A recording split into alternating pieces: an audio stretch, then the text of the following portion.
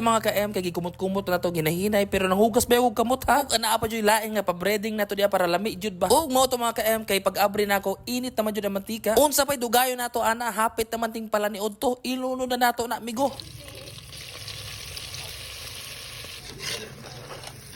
Ug mao to mga ka-M after pila ka minutes ang nilabay ni golden brown na mangyud siya. Wa na nako gibadugay mga ka-M ako nang gihaon diya para isunod na po nato ang pang last natong ilunod. Mga KM, so last na ni.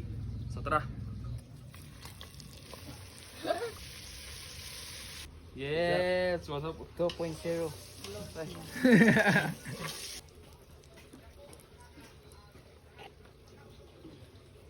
Shout out din sa mga taong kulag kaon.